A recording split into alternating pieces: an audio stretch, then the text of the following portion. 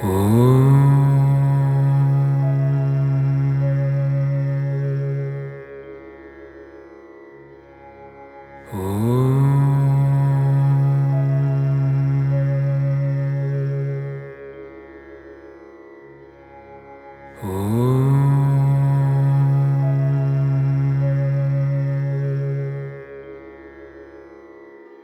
अक्सर हमें लगता है कि हमने किसी विशेष देवी या देवता की पूजा चुनी है, चाहे वे शिव हों, कृष्ण हों या फिर मां काली।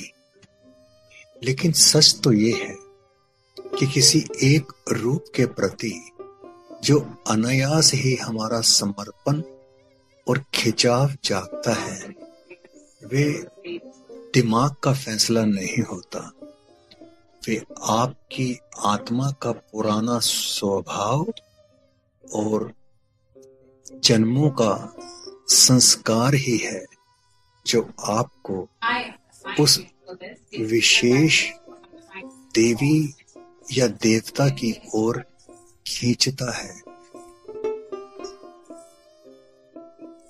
इसे ऐसे समझिए कि जीवन की भीड़ में हमें हजारों लोग मिलते हैं, लेकिन जी हाँ, लेकिन किसी एक से मिलते ही बिना किसी वजह के अपनापन सा महसूस होने लगता है।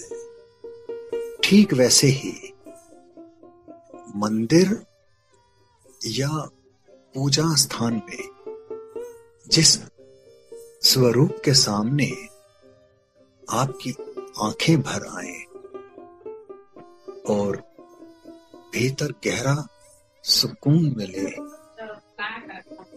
वही आपके इष्ट देव है। ये चयन बुद्धि का नहीं, आपकी अंतरात्मा का होता है।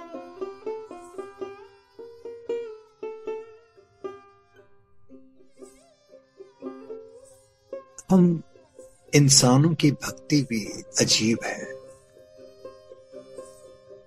अक्सर मंदिरों में एक दिलचस्प नजारा दिखता है। लोग हर देव प्रतिमा के आगे बड़े भक्ति भाव से, श्रद्धा से सर झुकाते हैं, पर किसी एक स्वरूप के सामने आते ही उनका भाव एकदम बदल जाता है। वहां औपचारिकता खत्म हो जाती है और पूर्ण समर्पण जाग उठता है।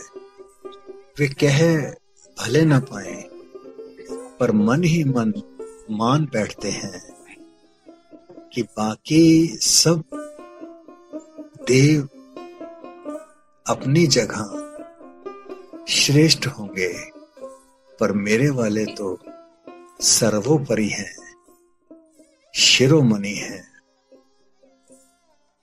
बाकी सब ठीक है। ये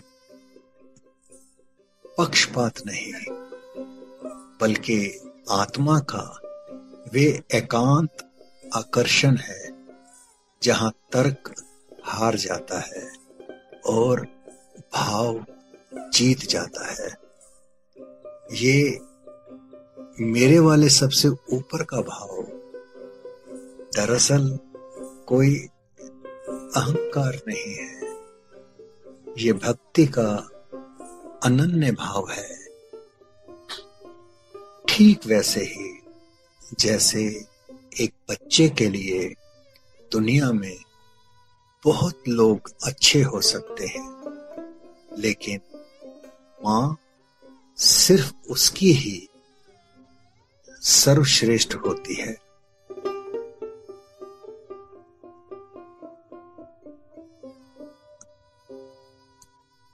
हमारा दिमाग हमेशा लॉजिकल रीजंस ढूंढता है। घर में इनकी पूजा होती है या इन्हें सब मानते हैं, लेकिन स्पिरिचुअलिटी दिमाग का खेल है ही नहीं।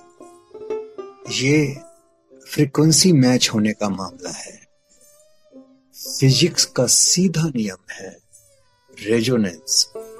आपकी आत्मा के पुराने संस्कार और उसकी वाइब्रेशन जिस डिवाइन एनर्जी से मैच करती है, आपका झुकाव अकारण ही उसी तरफ हो जाता है।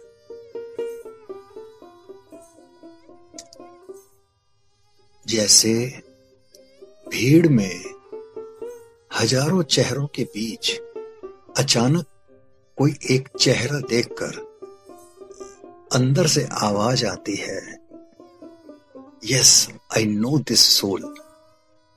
ठीक वैसे ही किसी मंदिर में या किसी रूप को देखते ही जब बिना किसी वजह के आंखें नम हो जाएं, सांसें धीमी पड़ जाएं और अंदर एक अजीब सा सुकून भर जाए, तो समझ लेना ये सिलेक्शन दिमाग का था ही नहीं।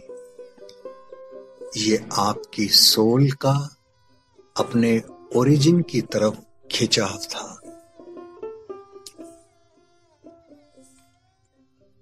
यूं कहें, आप अपने इष्ट देव को नहीं चुनते, आपकी आत्मा उन्हें चुनती है। अतिशयोक्ति नहीं होगा।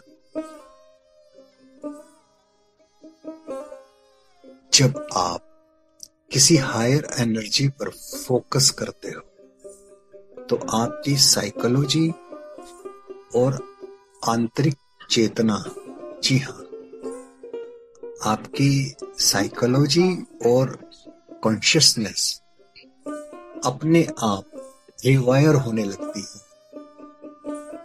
ईश्वर कोई बाहरी मूर्त नहीं है जो दूर बैठकर सब देख रहा है। डेटी वास्तव में एक कैटलिस्ट है जो आपकी सोई हुई चेतना को जागृत करता है। ये सरेंडर का वो फेज है जहां ईश्वर आपको अपने हिसाब से मोल्ड करने लगते हैं। अगर आपका झुकाव शिव की तरफ है तो धीरे धीरे लाइफ के ड्रामास से वैराग्य, एक अचल शांति और whatever happens I accept it, ये भाव आने लगेगा। अगर आप कृष्णा की तरफ खिंच रहे हो तो भारी से भारी समस्या में भी एक मुस्कुराहट, प्रेम और लाइफ इज ए प्ले, ऐसा नजरिया आ जाएगा। ईश्वर मूर्ति में रहकर पूजा नहीं लेते, वे आपकी सोच, आपके स्वभाव को अपग्रेड करते हैं। वैसे तो ह्यूमन माइंड स्वभाव से रेस्टलेस है। वे हमेशा हमेशा अगली चीज, अगले नजारे, अगली शांति की तलाश में भागता रहता है।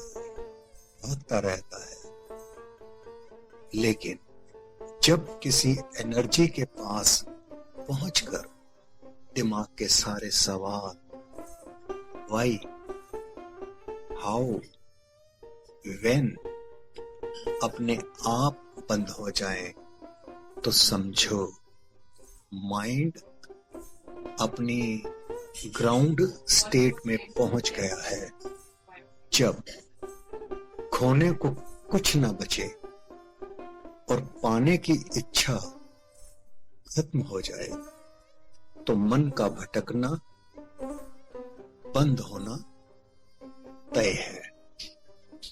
ये वो पल है जहां अब मन्नतें या मांगना खत्म हो जाता है, शब्द छोटे पड़ जाते हैं, लॉजिक हार जाता है और बस एक साइलेंट प्रेजेंस रह जाती है, जहां पहुंचकर अंदर से आवाज आए, बस अब और कहीं नहीं जाना। माई सर्च एंड्स हियर। वही जगह आपके इष्ट की है और वही आपके दिल का ठहर जाना है। इष्ट का मिलना कोई दिमागी डिसीजन या ट्रेडिशन नहीं है, ये आपकी सोल का अपने होम फ्रीक्वेंसी से कनेक्ट होना है। जब वो डिवाइन एनर्जी आपकी कॉन्शियसनेस को होल्ड करती है, तो दिमाग के सारे लॉजिक्स शांत हो जाते हैं और दिल को हमेशा के लिए अपनी मंजिल मिल जाती है। ये कोई तराजू पर तोला हुआ सौदा नहीं है साहब, ना ही माथे की सिलवटों का कोई फैसला है। ये तो सदियों पुरानी उस रूहानी खुशबू की पहचान है, जो हवा के किसी झोंके में अचानक आकर आपको छू लेती है। जिंदगी की भीड़ में बहुत से चेहरे गुजरते हैं, पर किसी एक चौखट पर पहुंचकर पांव बिन कहे ही ठहर जाते हैं और आंखें भीग जाती हैं। बुद्धि पूछती रह जाती है क्यों, और रूह मुस्कुरा कर कह देती है बस यही तो थे।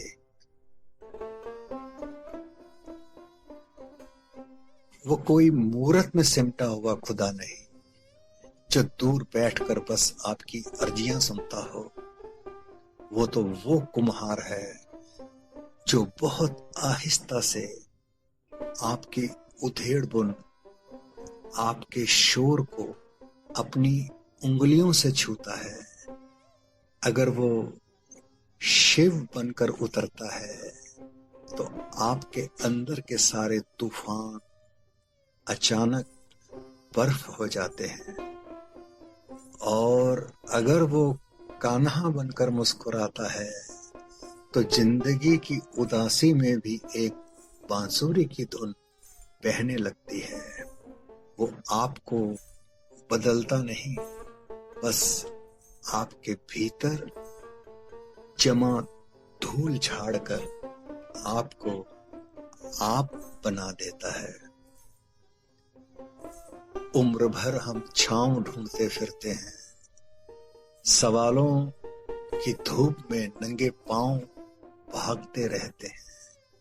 फिर अचानक एक ऐसा मोड़ आता है जहां पहुंचकर मन के सारे क्यों और कैसे के पन्ने बंद हो जाते हैं। न कुछ मांगने की जल्दी होती है, न खोने का डर, बस एक पीती हुई शाम का सुकून होता है। और दिल चुपके से कहता है बहुत भाग लिए, बहुत भाग लिए, चलो अब यहीं घर बना लेते हैं। इष्ट का मिलना कोई दिमागी हिसाब नहीं, ये तो सदियों पुरानी रूहानी प्यास का बुझ जाना है। जब वो असीम ऊर्जा आपकी चेतना की दहलीज पार करती है तो मन का भटकना यूं ही थम जाता है, जैसे किसी भटके हुए मुसाफिर को उसकी पुरानी सराय मिल गई हो।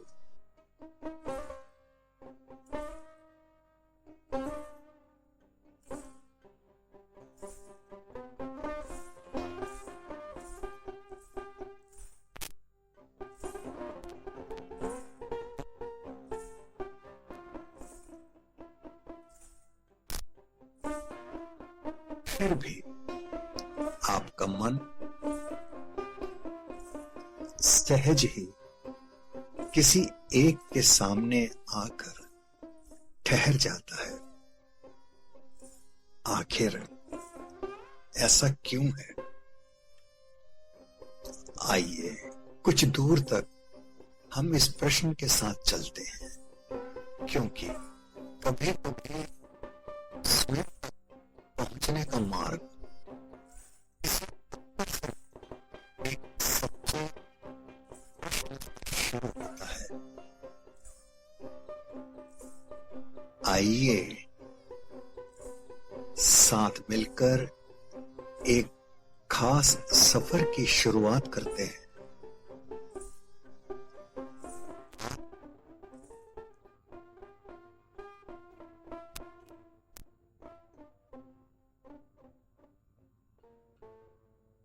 ये यात्रा है उस अटूट खिंचाव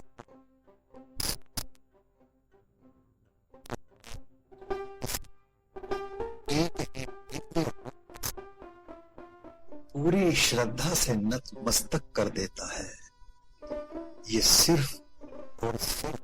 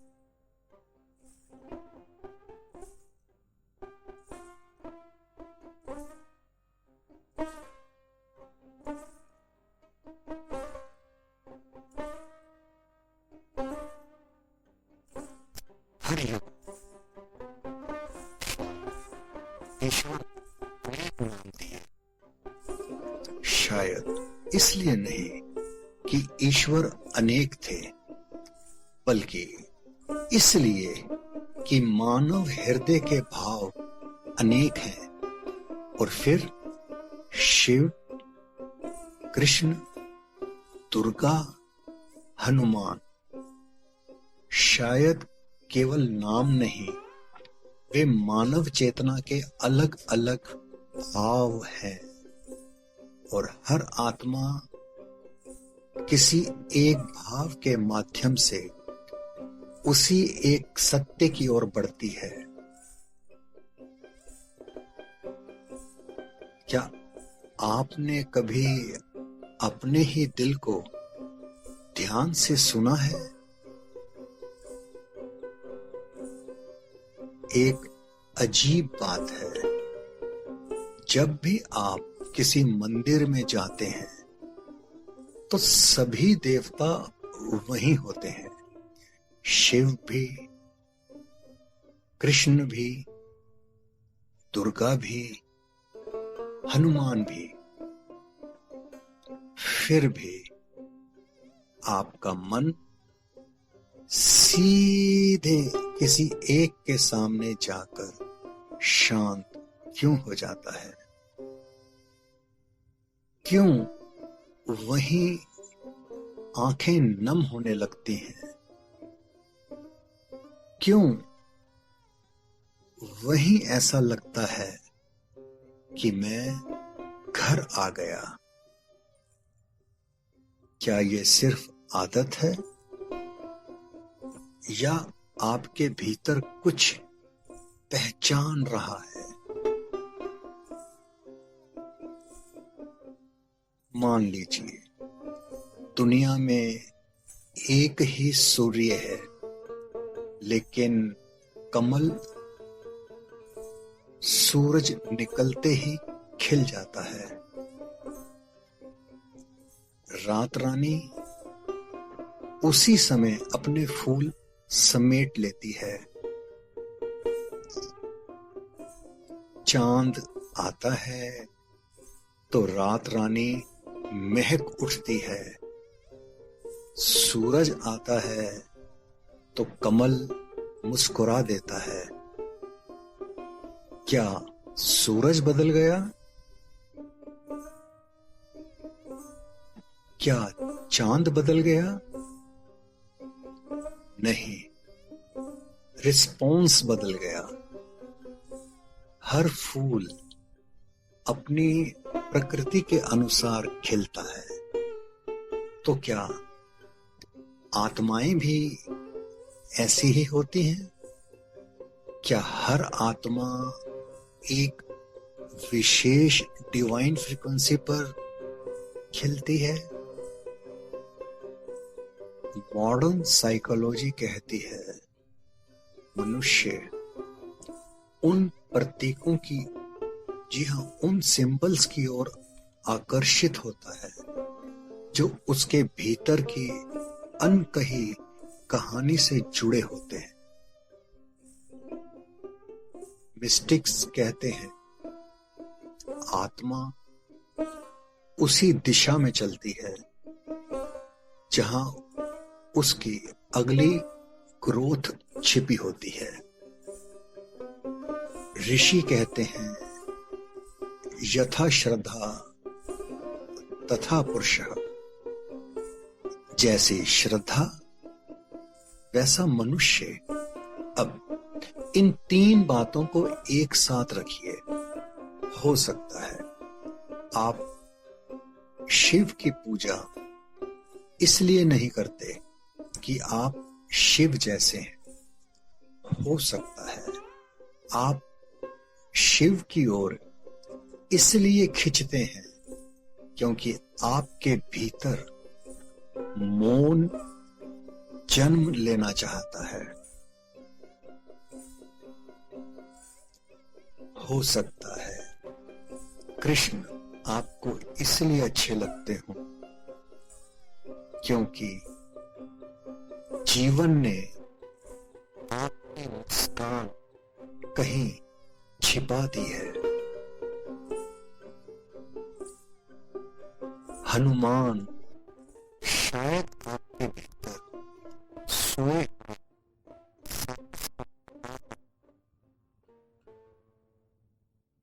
और मां दुर्गा आपको आपकी भूली हुई डिग्निटी, जी हां, आपकी भूली हुई गरिमा याद दिलाने आई हूं।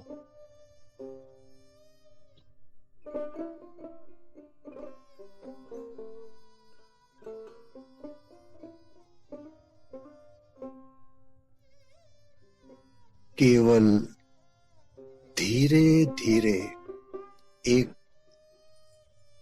दीपक जल रहा है, हवा बह रही है और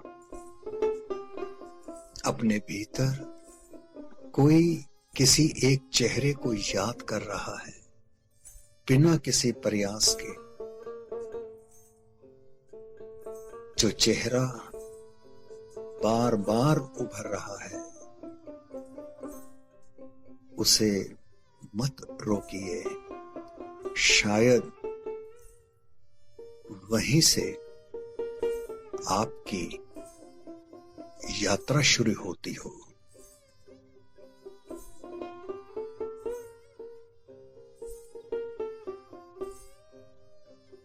आज मैं आपको कोई उत्तर देकर विदा नहीं करूंगा।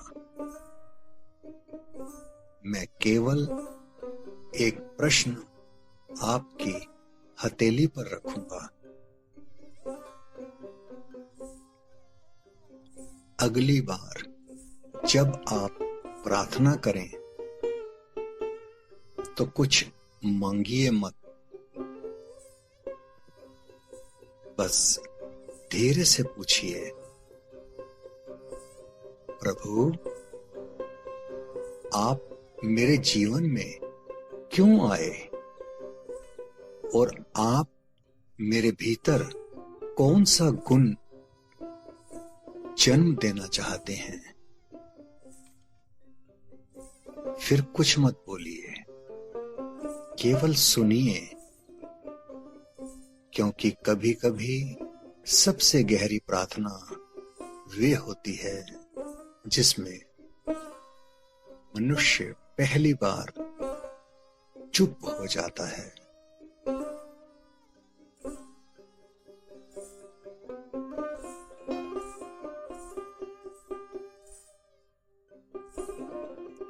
शायद इष्ट देव का चुनाव हम नहीं करते। जब आत्मा तैयार होती है तो कोई दिव्य गुण एक देवता का रूप लेकर हमें पुकारने लगता है।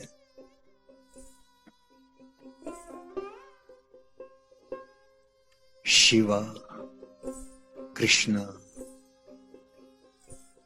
मां दुर्गा, हनुमान या फिर कोई और दिव्य स्वरूप, आप किस एनर्जी में हैं जिसे आप पूजते हो, वही आपका रिफ्लेक्शन है। अगर इसे थोड़ा और गहराई से देखें तो इसमें सच्चाई भी है और थोड़ी सावधानी की भी जरूरत है। मेरा विचार ये है, जिसे आप पूजते हैं उसका कुछ अंश आपके भीतर जागने लगता है। पूजा केवल हाथ जोड़ना नहीं है। पूजा का अर्थ है जिस पर आपका मन बार बार ठहरता है, जिसके गुणों को आप आदर देते हैं, जिसे आप अपने जीवन का आदर्श मानते हैं। धीरे धीरे मन उसी के रंग में रंगने लगता है। इसीलिए यदि कोई शिव की ओर आकर्षित होता है तो संभव है कि उसके भीतर वैराग्य, मौन, ध्यान और असीमता की पुकार हो। कृष्ण की ओर झुकाव प्रेम, बुद्धिमता, लीला, करुणा और जीवन की पूर्णता से जीने की प्रेरणा जगा सकता है। दुर्गा शक्ति, आत्मसम्मान, संरक्षण और अन्याय के विरुद्ध खड़े होने का साहस जगाती है। हनुमान सेवा, समर्पण, विनम्रता, निष्ठा और अदम्य बल का स्मरण कराते हैं। लेकिन मैं रिफ्लेक्शन शब्द को थोड़ा बदलना चाहूंगा, क्योंकि हम हमेशा उसी का प्रतिबिंब नहीं होते जिसे हम पूजते हैं। कई बार हम उसी की पूजा करते हैं जिसकी हमारे भीतर कमी होती है। एक भयभीत व्यक्ति हनुमान की शरण में जाता है। एक विचलित मन शिव को पुकारता है। एक टूटा हुआ हृदय कृष्ण के पास आता है और एक असहाय आत्मा मां दुर्गा की गोद खोजती है। अर्थात हम केवल अपने रिफ्लेक्शन की पूजा नहीं करते, कई बार हम अपने अधूरेपन की भी पूजा करते हैं। और यही भक्ति का चमत्कार है। जो गुण आज बाहर दिखाई देते हैं, धीरे धीरे भीतर जन्म लेने लगते हैं।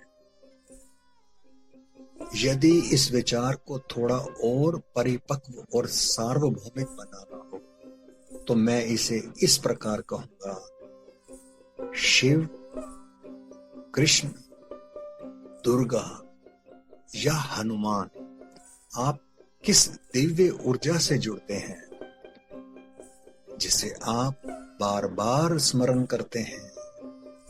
धीरे धीरे उसी के गुण आपके भीतर जागने लगते हैं, क्योंकि भक्ति केवल आराधना नहीं, आत्मा का रूपांतरण है। आत्मचिंतन करें तो यूं भी कह सकते हैं कि तुम जिस देवता के आगे सिर झुकाते हो सकता है वे तुम्हारा प्रतिबिंब ना हो, वे तुम्हारी आत्मा की सबसे गहरी प्यास हो। और भक्ति उसी प्यास को परमात्मा में बदल देने की कला है।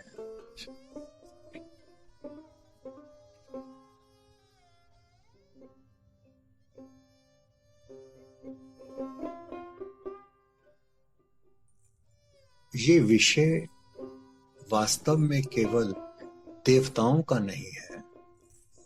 ये साइकोलॉजी, स्पिरिचुअलिटी, कॉन्शियसनेस, आर्केटाइप्स और एनर्जी, इन सब का संगम है। शिवा, कृष्णा, दुर्गा, हनुमान,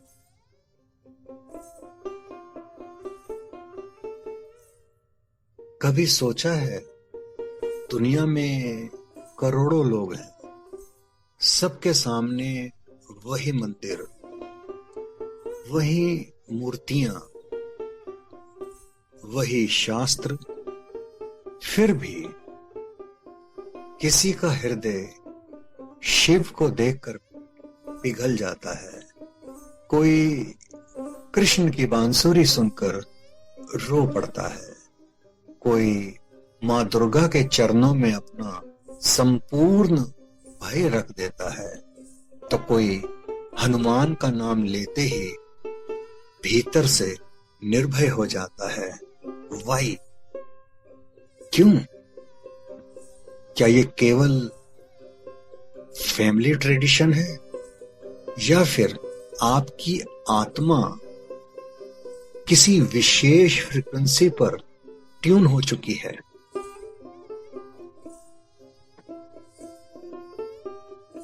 कार्ल युंग ने एक अद्भुत बात कही थी: Until you make the unconscious conscious, it will direct your life. लेकिन भारतीय दर्शन सदियों पहले यही बात दूसरे शब्दों में कह चुका था। जिस देवता की ओर तुम बार बार आकर्षित होते हो, वे बाहर बैठा भगवान कम तुम्हारे भीतर छिपा हुआ आर्केटाइप अधिक है।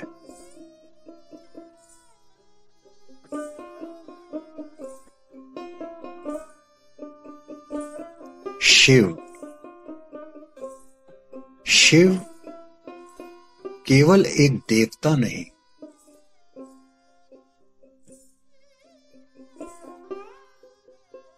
वो साइलेंस, डिटैचमेंट, ट्रांसफॉर्मेशन को रिप्रेजेंट करते हैं। यदि तुम्हें भीड़ थका देती है, यदि अकेलापन तुम्हें डराता नहीं, यदि तुम्हें सत्य चाहे कितना कठोर हो स्वीकार है, तो संभव है तुम्हारी कॉन्शियसनेस शिवा एनर्जी को पहचान रही हो।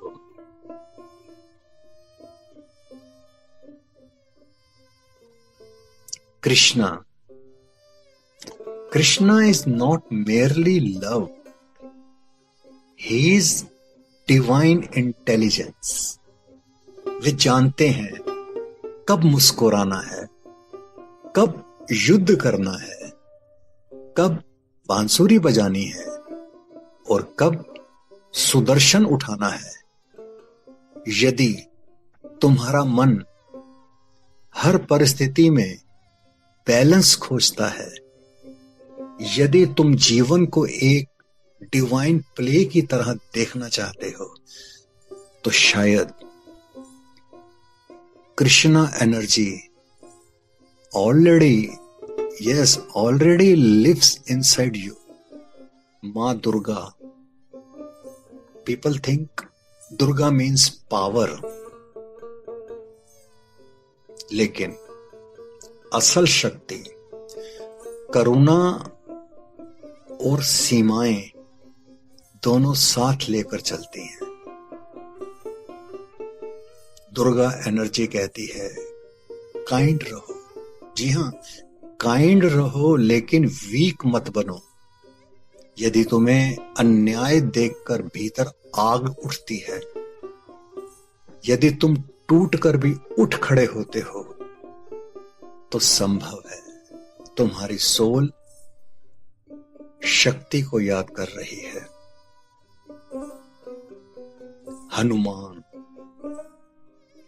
हनुमान केवल स्ट्रेंथ नहीं है, दे आर ईगोलेस पावर। जितनी शक्ति उतनी ही विनम्रता, जितनी क्षमता उतना ही समर्पण। आज की दुनिया पावर चाहती है, हनुमान पर्पस सिखाते हैं, लेकिन यहां एक रहस्य छिपा है। शायद तुम शिव को इसलिए नहीं पूजते क्योंकि तुम शिव जैसे हो, बल्कि इसलिए क्योंकि तुम्हारे भीतर शिव बनने की अधूरी पुकार है। हो सकता है तुम्हारे भीतर बहुत शोर हो, इसलिए तुम साइलेंस खोजते हो। तुम्हारे भीतर बहुत भय हो, इसलिए हनुमान अच्छे लगते हैं।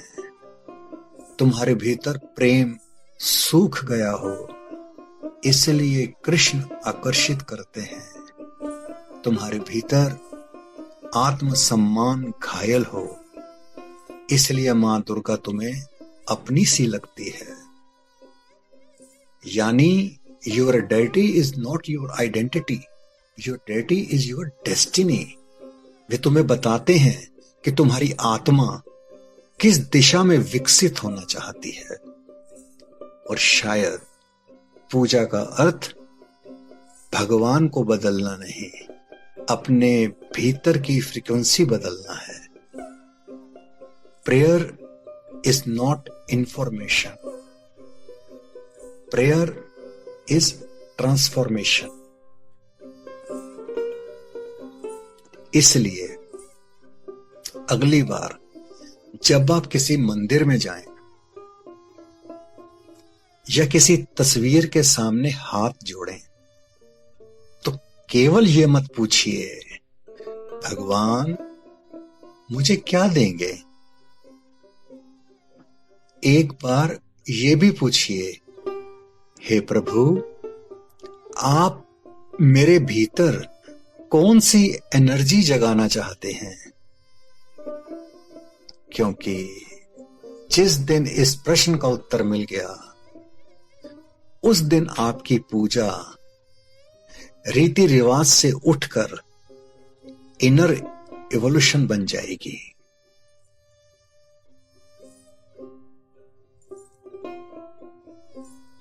मैं एनर्जी शब्द का प्रयोग करूंगा, लेकिन साथ में यह भी क्लियर करना चाहूंगा कि यहां एनर्जी का अर्थ वैज्ञानिक ऊर्जा, फिजिक्स नहीं है, बल्कि आंतरिक गुण, चेतना। जी हां, चेतना की प्रवृत्ति, मनोवैज्ञानिक आर्केटाइप और आध्यात्मिक अनुभूति है। इससे विषय गंभीर भी रहेगा और संतुलित भी। हम अक्सर पूछते हैं मेरा इष्ट देव कौन है, लेकिन शायद आत्मा का प्रश्न कुछ और है। मेरे भीतर कौन सी डिवाइन फ्रीक्वेंसी जागना चाहती है। यहीं से पूरा विषय रिलीजन से ऊपर उठकर कॉन्शियसनेस की यात्रा बन जाता है। जरा कल्पना कीजिए, ईश्वर एक महासागर है और शिव, कृष्ण, दुर्गा, हनुमान उस महासागर की अलग अलग वेव लेंथ हैं। रेडियो पर सैकड़ों स्टेशन चलते हैं, लेकिन आपका रिसीवर एक समय में केवल एक ही फ्रीक्वेंसी पकड़ता है। क्या पता इष्ट देव चुनना दरअसल उस फ्रीक्वेंसी पर ट्यून हो जाना हो जिसके लिए आपकी आत्मा तैयार है।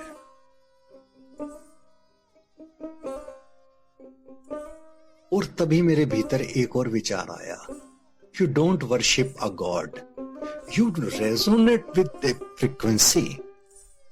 पूजा रेजोनेंस है, भक्ति सिंक्रोनाइजेशन है, ध्यान कैलिब्रेशन है, और जीवन धीरे धीरे उसी फ्रीक्वेंसी का मैनिफेस्टेशन बन जाता है।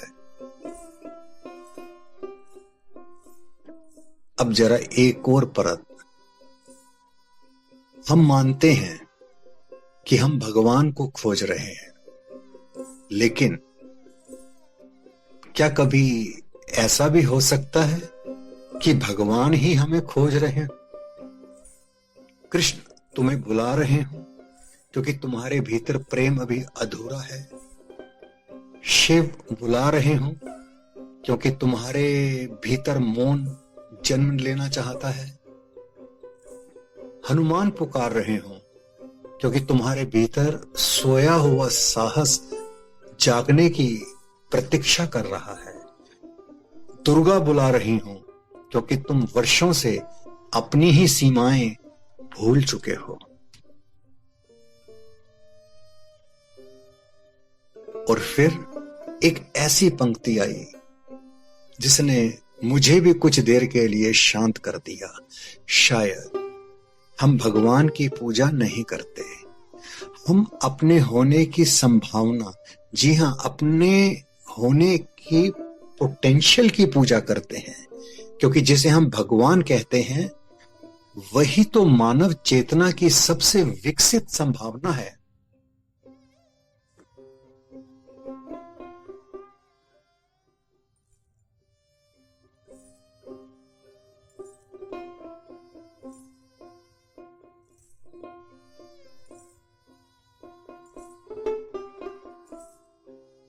यदि कल सुबह उठकर तुम्हारे भीतर शिव का एक गुण जाग जाए तो तुम्हारी जिंदगी कैसे बदल जाएगी। यदि कृष्ण का एक गुण उतर आए तो तुम दुनिया को कैसे देखोगे। यदि हनुमान का एक गुण मिल जाए तो किस भय का अंत हो जाएगा। यदि दुर्गा का एक गुण जाग जाए तो कौन सी बेड़ियां टूट जाएंगी। मुझे लग रहा है कि हम अब तक एक छोटी सी भूल करते आए हैं। हम कहते हैं शिव के भक्त, कृष्ण के भक्त, हनुमान के भक्त, लेकिन शायद आत्मा की भाषा कुछ और है। वे कहती है शिव के भक्त मत बनो,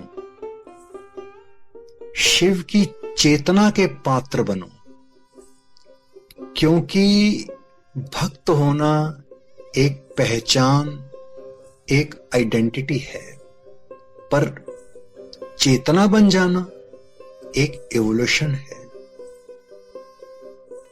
यही कारण है, जी हां, यही कारण है कि मूर्ति बाहर है लेकिन मंदिर हमेशा भीतर बनता है। घंटी बाहर बजती है लेकिन उसकी प्रतिध्वनि भीतर सुनाई देती है। दीपक बाहर जलता है लेकिन उसका उद्देश्य भीतर का अंधकार मिटाना है। और तभी मुझे उपनिषदों की पूरी धारा एक ही वाक्य में उतरती हुई महसूस होती है। द डेटी इज नॉट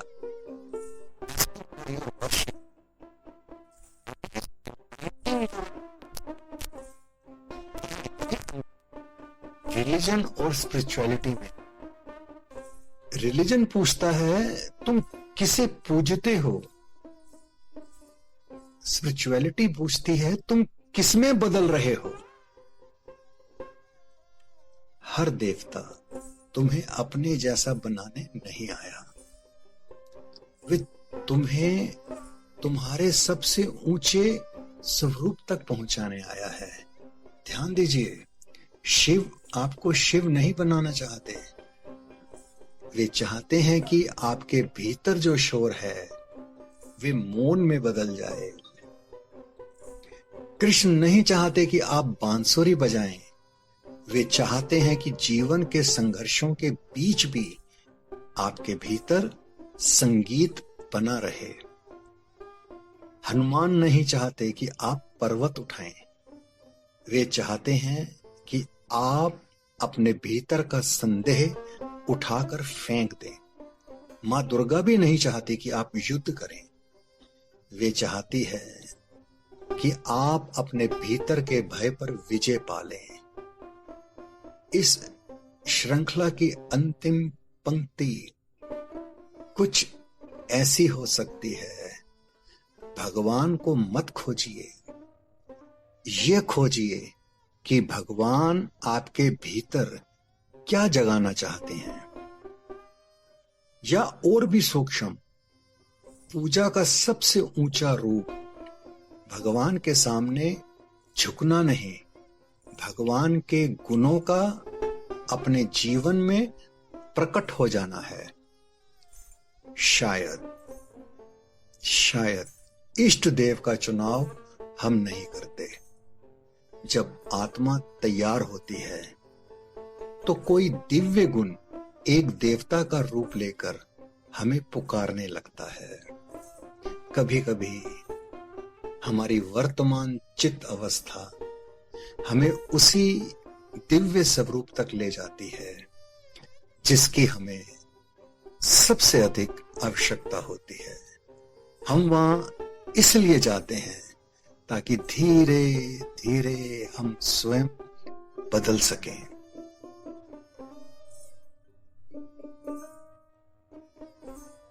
आप ईश्वर के जिस रूप की ओर आकर्षित होते हैं, वास्तव में आप उसी गुण को अपने भीतर जगा रहे होते हैं।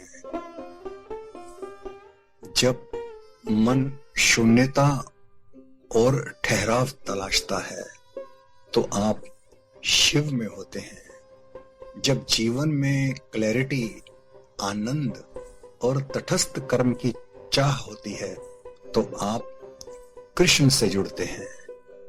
जब अपनी सीमाएं तय करने और बुराई को काटने की शक्ति चाहिए तो आप दुर्गा का आह्वान करते हैं।